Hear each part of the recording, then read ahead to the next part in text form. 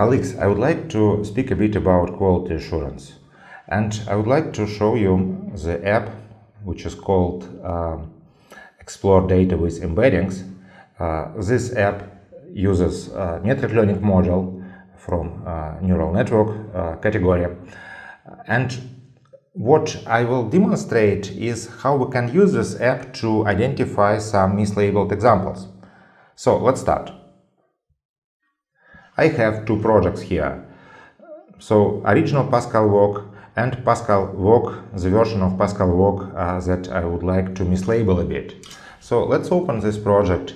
We have some classes, some Pascal work classes, no tags, and let's open, say, well dataset that contains over 1000 images. And probably I will close some tabs here. And what I would like to do, I would like to pick some objects that I will deliberately mislabel. So I will pick probably a class, say a bus, and let's apply the filter. And I will see here a number of images that contains buses. Maybe I will scroll down here to the very last images, and maybe I will mislabel this one and say this one. So let's corrupt our objects a bit. So let me select the object and say that, and let me make this object, let me say that the object now has cat class. And then I will go to the next bus, and maybe I will make this bus to assign dog class to this bus, like that. So now I have two mislabeled example. So I called one bus cat, and I assigned the class to the other bus. I assigned dog class to the other bus. Okay, let's now take a look what we can do to identify the mistakes that we have introduced. And what I will show you is that, so the first thing that I may do is to run a specific app, this one. So let's run this Explore Data with Embeddings app. Let me run it on GPU, on this machine with GPU. And let's wait for a second so that app is ready to use.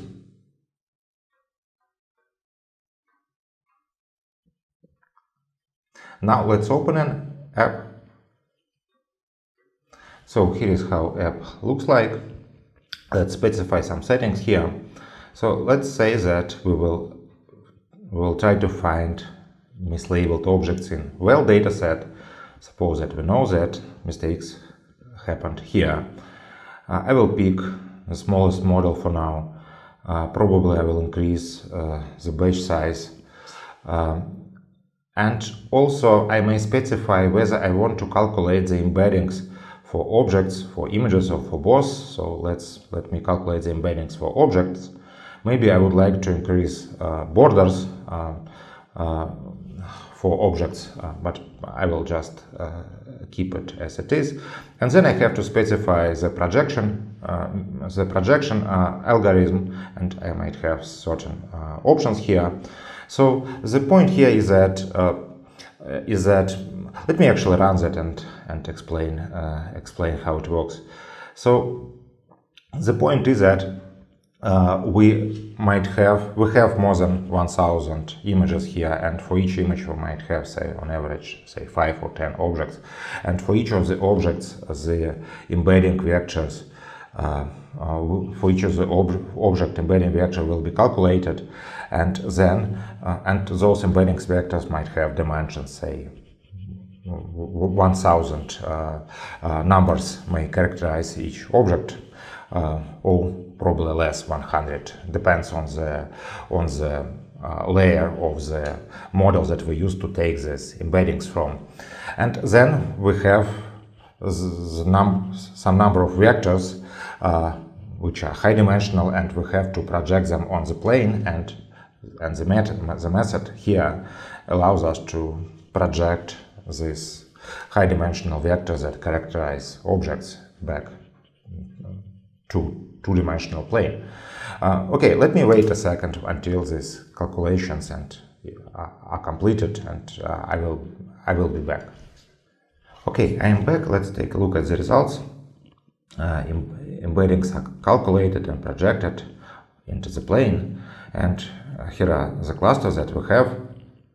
So, for example, this dots represents both objects, those trains, and we see kind of distinct clusters here of objects, motorbikes, those are airplanes. Let me try to understand where I can find buses. So, see, this is the cluster for buses. And let me do the following. Let me try to zoom in here like this and see if I will see something mislabeled. So the majority of points here has green color. We can click on any point, by the way, and see the annotated objects here. Some of the points are gray, but this is neutral class, so this neutral class will be all over the place. Some of the points are yellow, so those are persons. Let's click and see.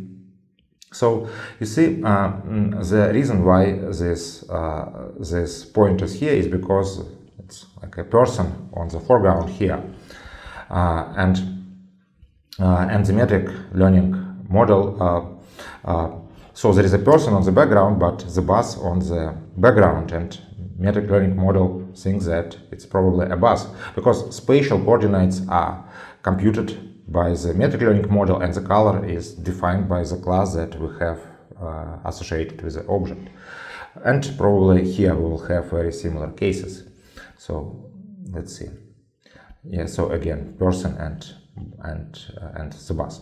Okay, so but the interesting scenario is that we also interesting thing is that we also have these 2 points with the labels of cat and dog. So let's click on this object, and we see exactly the bus that we mislabeled. And what we can do, we can just click assign tag marked, so that if I click on this button, there will be a tag created in the modified version of a Pascal walk, and this tag called marked will be assigned to this object.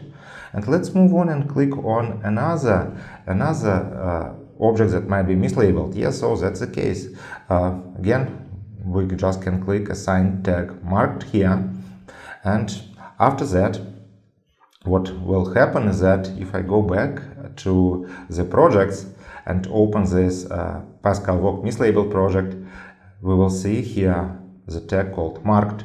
And let's go and open this val dataset and maybe close some advanced tabs here and just filter the images based on the presence of the tag. So we are interested in objects with specific tag called marked. Let's apply the filter, and we will see exactly those images that we deliberately mislabeled. So you see that those object has tag marked.